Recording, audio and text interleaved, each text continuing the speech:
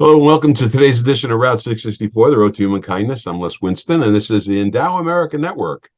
We are looking to endow America. We want to do it one person at a time. You're allowed to do that using sections of the tax code, like Section 664. That's the section that allows you to create an endowment for yourself. And then when you pass on, you can leave that endowment to whatever charitable organization you feel needs it and you want to support. That's what this is all about, making a difference. And people are becoming more and more financially literate and need to seek out advisors that can help them do this kind of work, that can help them create 664 trusts. And one of those advisors joins me today. This is Chad Hufford, and Chad is a member of the Veritas Wealth Management team. Is that correct?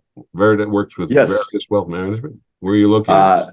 We're based out of Anchorage, Alaska. So I'm up here in Anchorage today. Really? We've got folks all over the country, but I was born and raised here, and this is where I founded Veritas, and it's bright and sunny today, and not too cold, so I'm happy.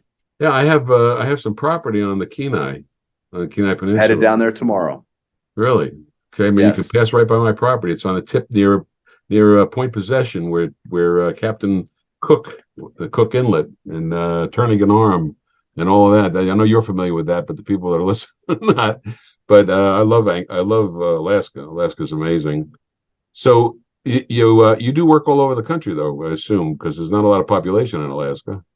We do have a lot of folks all over the country. We work with a lot of oil field folks, a lot of law enforcement, and not everybody, as you know, Les, not everybody retires up here. So we have a lot of folks who either have retired, moved elsewhere, or friends and family. Most of our folks have some sort of Alaska connection. Of course, within the oil field, people get moved around a lot, but we work with a lot of friends and family of Alaska residents, or connections through business, through their employer.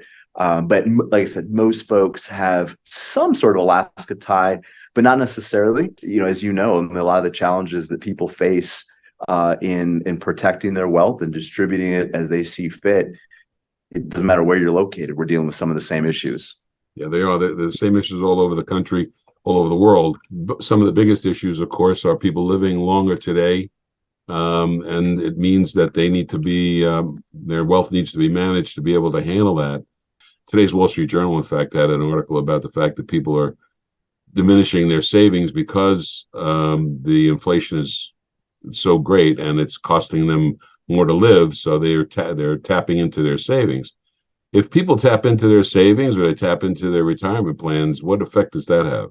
Les, I've been preaching inflation for a long time. And for 15, 20 years, it wasn't moving very much. And I think people kind of got lulled to sleep. It's kind of like the first snowfall here in Alaska. We know it's coming, but everybody freaks out when they see it, and they act like they've never seen it before. People are sliding over the roads. And that's what we saw with inflation. Inflation has been a problem for a long time, but it's been significantly lower than normal for a couple decades, up until just in the last few years. People have been told, they've learned a false truth, that, or a myth, I should say, that stability is the same as safety, and it simply is not the case. So you have a lot of people that were investing in bonds or in fixed annuities, some sort of fixed income, and they're taking a fixed income into a rising cost retirement. And there's nothing safe about that. So we've been warning people against inflation and reminding them, in order for your retirement to be sustainable and comfortable, you've got to create a rising income in a rising cost world. We've been prepping people this for a long time, but not everybody has listened. So what are the ways that people can do that? That's a question that's been asked to me many times. People are concerned when they get in, if they were to take advantage of a 664, for example, and its 664 had a set income stream based on a percentage of value. How do they adjust for inflation? So what are the tools that you recommend for something like that? We encourage our clients to invest in companies using equities in very well diversified mutual funds. So unfortunately, a lot of people look at S&P versus bonds, and as if those are the only two choices. In fact, target dates kind of exasperate this, because a lot of times as somebody gets older, they're in a target date fund, their money is being pulled out of S&P 500 companies and it's put into bonds that lend back to a lot of those same companies. It doesn't really make sense, because at the end of the day, they're still tied to the same few hundred companies. So we're big on diversification. And I'll just give you a metaphor, Les, that might be helpful for some of your listeners. We try to encourage people to think about their wealth as an orchard. And if they can build up enough wealth that they don't need to consume the trees, they just consume the fruit that the trees produce, the dividends, the capital gains, their wealth maintains. They're just living off of the fruit that it produces, so to speak. So a couple of things on that. Number one, they don't have to worry about the temporary price of the trees. They don't have to worry about temporary principal. They're living off of the income it's produced. Just like, somebody owns a huge apartment complex. Let's say it's worth $3 or $4 million. They don't really care about how much the apartment complex would sell for if they liquidated it. What they care about is how much income can it produce. And I tell people that all the time. We're not worried about your principal in the moment. We're worried about how much income can your investments produce over your lifetime. So if we have somebody, again, they have this orchard, if they're going to own that orchard indefinitely, they can ignore the temporary price of the trees. The other thing with that, though, too, is they don't have to worry about outliving their money. The trees, even if they're picking all the fruit, the trees keep growing. The orchard should actually, if people do the right planning and they spend reasonably in environment, they should actually have more money 10, 15 years after they retire. You said something there that's a key to it, and that is spend reasonably.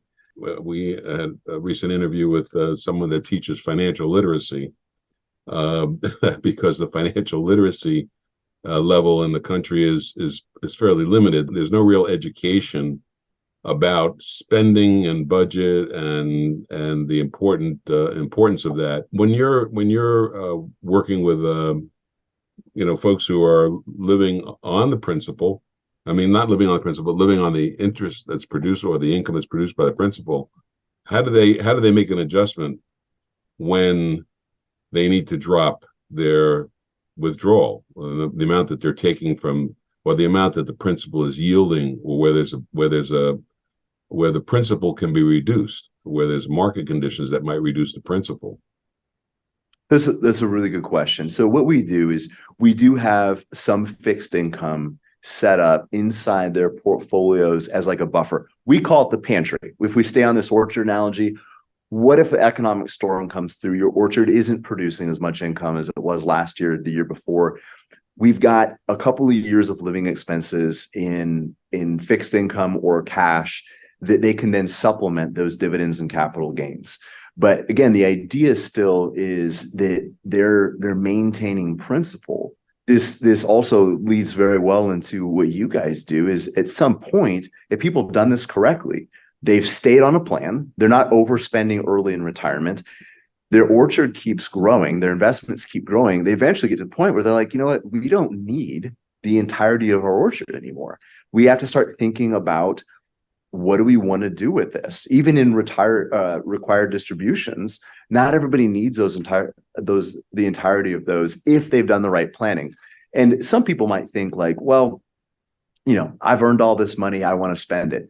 But what a lot of folks don't realize is that if you plan appropriately and you spend a little bit more conservatively in those early years, you actually have more lifetime income.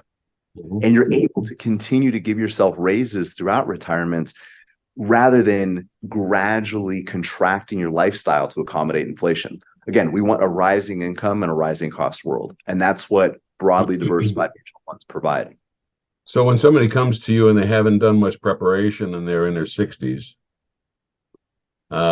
is there a way for them to catch up? Obviously, the younger you start, the better it's going to be. But I also say it's never the wrong time to do the right thing. So if somebody's in their mid 60s, they don't really have much of a plan, and maybe they've got some scattered investments, but they've never really been strategically investing towards a desired outcome. They've kind of just been collecting investments. They can still put a plan together. Now, they might have to work into their 70s They might not be able to have as much freedom as somebody who starts in their 30s, but it's never the wrong time to start doing the right thing. It's never the wrong time to start planning and start being intentional, both on the saving side and on the spending side. As you alluded to, it's, spending, especially in those early years, can get people in trouble where they start building spending habits that are not sustainable. So I think that intentionality is absolutely key on both sides of retirement. I think more people today are working, who are working in their 70s, and in fact, working in their 80s. And then there's the younger generation, which really is working in a kind of unusual way, where they're doing like a gig economy, where they have learned how to live life while they're working without having stress, which I think is really ideal, obviously. And maybe people can maintain that most of their lives. So the question is, how do they maintain their viability as employees, or how do they maintain their viability in the commercial world to be able to? How do you work with people who are struggling but they have skill sets? Well, so you brought up two interesting points. So to answer that last question, I think there's always something people can do, and it's really easy to say, when I get this promotion, when I get this new job, when this happens, then I'll be more intentional. Well, tomorrow doesn't exist on the calendar. It's a day that never gets here. So I would encourage people to start where you're at. And a lot of times, people struggle to save because so much of their money is going towards debt. You talked about somebody working on financial coaching and financial literacy, and there's so many people that are giving a huge chunk of their paycheck to credit card companies and banks. That's money that could be paying the future versions of them instead of a credit card company. But the other side of that too is we love this concept of a work optional lifestyle. You talk about the gig economy, but it's getting to a point where you have enough financial independence. You may or may not retire, but you no longer need your paycheck. And I think this very much goes along with the impact that you are encouraging people to make, because it's not just their money making an impact. I mean, just think of somebody, Les, who's 58 or 62 years old. They have 30, 40 years of experience, but they don't need their 9-to-5 job anymore. They can bring that experience to the marketplace in a new and fresh way, not constrained by the bureaucracy of their employer. And they don't need to necessarily produce a paycheck. They don't need to produce an income. Now, we have folks who work as consultants, who start their own business and make really, really good money after quote unquote retirement. But the beauty of it is they don't have to. They can do what they feel makes the most impact, is the best use of their skill set. And if money flows from that, great. But if not, they're still taken care of. They've done the right planning. They don't need that next chapter of their life to be profitable from an income standpoint, because they're trying to make it profitable from a purpose and impact standpoint. So it sounds like when somebody is free of the stress of money needs, they can do more than if they're not free from the stress of money needs. And what you said, you say intentionality.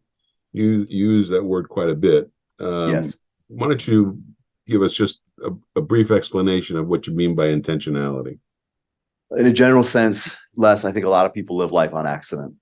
They're waking up every day and they let life happen to them. They don't have a plan for where their day is going to go, where their week is going to go, where their month is going to go. And they might have a calendar, but they're not waking up with an idea of what they want to bring to the world.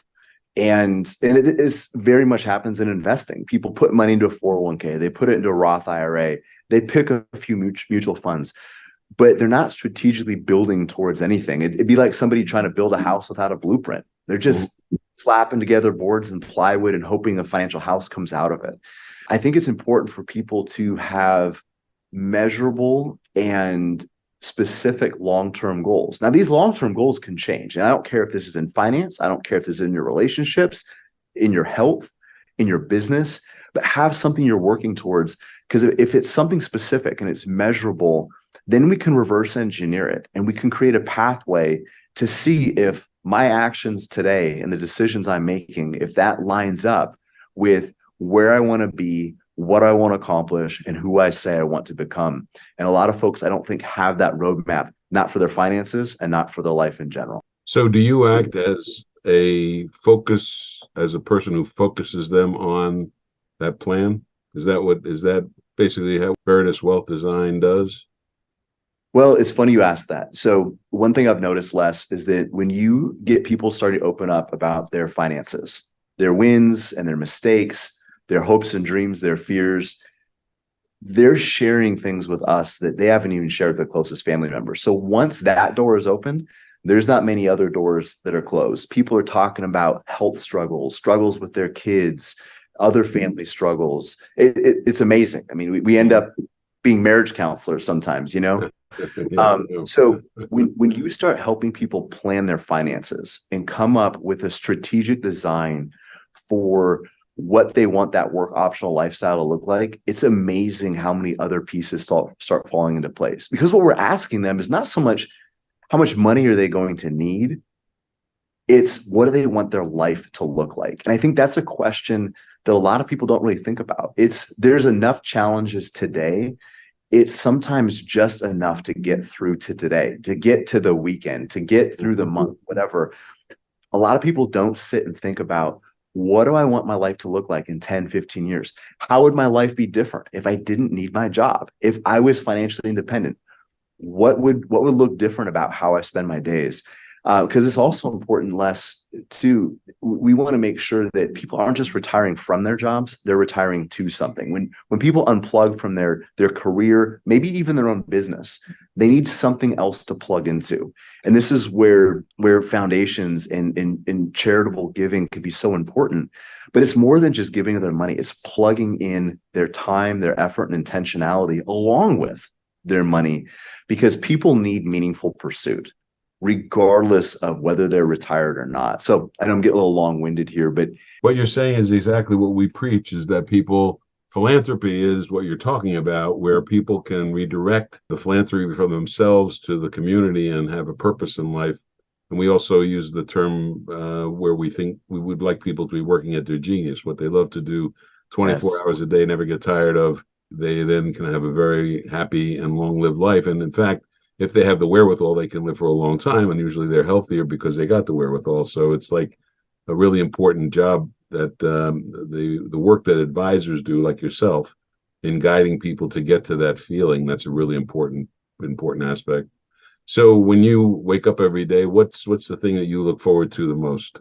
when I started this practice, I thought my job was making sure people don't run out of money in retirement. And like you already said, if people are stressed out financially, that can take all of their mental energy.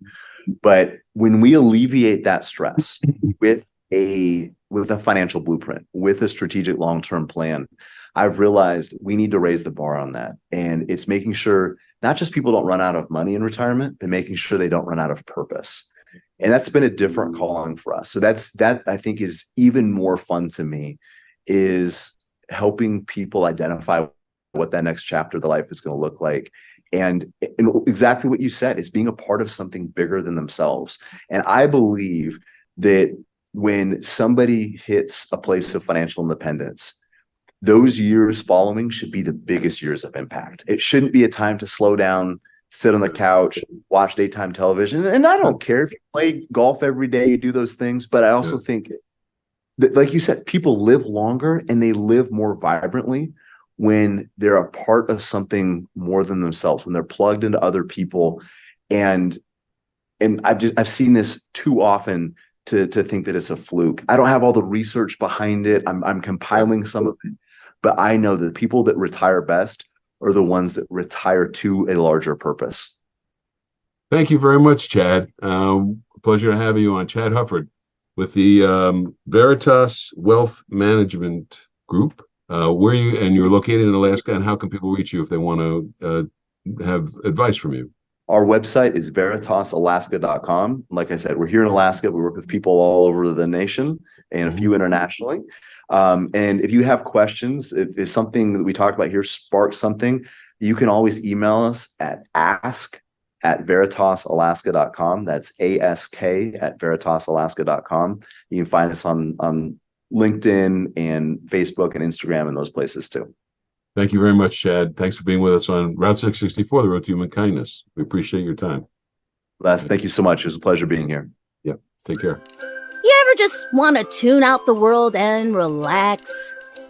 Then you've come to the right place. At Route664.org, we've got great music that will keep you entertained for hours and uplifting conversation that will make you feel good about yourself and the world. So come on in and take a load off. We won't judge here. Route664.org. My guest is Dr. Luis Martinez. He is the medical director of a very interesting organization, Rebuilding Bodies, right? Yeah, it's basically about looking for ways to restore function, fight aging, and just bring back health and wellness for patients. Not surgical approaches, minimally invasive. We use multiple different treatment approaches, hormone replacement therapy, intravenous nutrition, peptide therapeutics, xenotherapeutics, analytics, nutraceuticals, and stem cells processes help turn back the clock and just make patients feel better. I think we're doing a lot of really great advances in longevity medicine. The clinic is called Body Rejuvenation. I mean, I think the name might be a little misleading because it's not only aesthetics. We do a lot of things internally to address cellular aging and really turn back the clock. So it's a combination of things that we do here. We do body contouring too. So we definitely do that aesthetic external approach. But again, we always try to combine it for maximum results. Body Rejuvenation, helping you live a long and healthy life in Hallandale, Florida. BodyRejuvenationMD.com. There we go. It's about healing and repair. So definitely internal, external, it goes hand in hand. We've got best-selling authors. You are going to start to uncover all the layers that are covering your genius. And some of the world's top leadership experts. We have structured a mastermind program that is very unusual and it is very powerful. Robin Sharma at noon.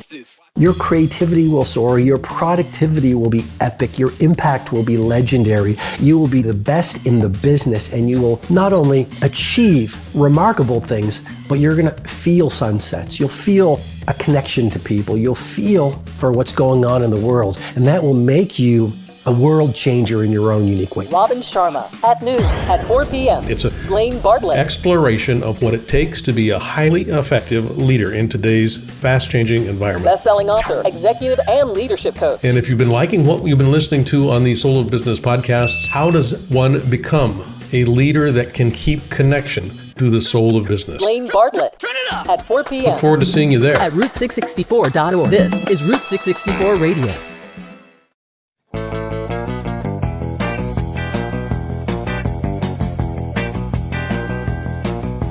It was a dark and stormy day in Cape City on the East Coast as Charity made her way to Washington, D.C. Once again, it seemed like the whole of America was covered in a thick, colorless cloud of black and white, as gloomy as imaginably possible. She noticed a mob of young people gathered together on a street corner as a sinister voice emanated from the center. Guys and girls and girls and guys, gather round and feast your eyes.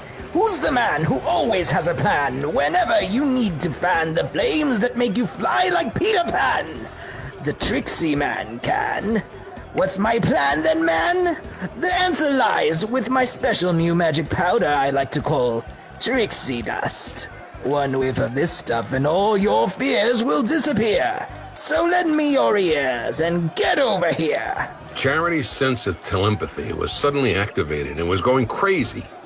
In the crowd, she felt mixed feelings of confusion, fear, desperation, and a desire to escape. She also felt something dark coming from the so-called Trixie Man. Whoever he is, she thought, he's up to no good. Trixie Dust, huh? Sounds like a cheap knockoff of a children's fairy tale. These kids don't need any of your tricks, Trixie Man. What's this? Another lost little girl who's come to play? Perhaps you'd like a little sampled whiff. I have a bag full of many tricks. The Trixie Man reached into his bag and pulled out a handful of blue powder, which he then blew into the crowd with a single breath. The blue cloud filling the area and turning the crowd into mindless robots for Trixie Man's control. Charity sensed the danger and immediately shielded herself with a musical shield ray, clearly upset by how Trixie Man sought to exploit the youth of Cape City. Looks like it's time to introduce a little social charity in this town. Social Security? How do you think I got here? That river has been running dry for a long time, my dear. And this town is in need of some new sugar. Uncle Sam can't provide much more, but the Trixie Man can. No, he most certainly cannot and will not. Charity then began to use her magical voice to summon her musical powers that sent a shockwave of color to the entire city in an instant. The wave of kindness changed everyone it touched into a charitable giver, including Trixie Man himself. Even the Trixie dust suddenly turned into real candy. No! What have you done? I had a real good thing going here. And why do I feel so wonderful and charitable? And that's the power of philanthropy. The love of humanity in your heart. How did you do it, though? How did you manage to use philanthropy to save the city? I told you, through a trusty little tool I like to call social security. It's a concept that comes to us through Route 664, the road to human kindness. The concept is pretty straightforward. If you give to charity, the government rewards you by reducing your taxes. But what if you can create your own charitable giving trust or income fund where you can not only support the charity of your choice, you'll also create a steady stream of income that has the potential to grow every year. At the end of your life, the remaining money you accumulated goes to the philanthropy you previously chose, which enables them to stop relying on Uncle Sam, allowing them to stand and function on their own financial endowment. America dishes out $1 trillion in charity annually and is nearly $30 trillion in debt. So imagine if each and every one of the 328 million American citizens chose to open a Social Security account along with Social Security, we can both reduce our own taxes and get more income as well as pay off $28 trillion of our debt by 2050. Fascinating. So through Social Security, we can financially endow America by building a network foundation of charitable givers. We'd be effectively taking that responsibility out of the hands of the government and restoring it to the people. Exactly. Now he's getting it. Who can I speak to so I can learn more? You can speak to one of our professional philanthropic advisors by visiting socialsecurity.org. And like us on Facebook at Social Security. Tune in to our weekly webcast, Route 664, The Road to Human Kindness, and our brand spanking new 664 Radio. I'm glad you finally came around, Trixie Man. Oh no, my dear. Please don't call me Trixie Man anymore. Instead, I wish to be called the Philanthropist. And as my first heroic act, I would like to give you some advice. If you really want to save America, find the Collector. The Collector? Yes, the Collector looms like a shadow behind the scenes of every problem in America. Who do you think paid me to drain the funds out of this town? He and his minions influence Americans to spend, spend, and spend so that he can collect, and collect. You'll find him and his henchmen up in our nation's capital, infiltrating the highest levels. Well, this sounds like a job for Social Security. It looks like Charity's on her way to Washington, and she's got her work cut out for her. But she won't be going it alone. No, she'll have the help of her 3 trustees, Chigaro, Cratius, and Pithecus. To be continued only on the next all-new adventures of Charity and the Trustees.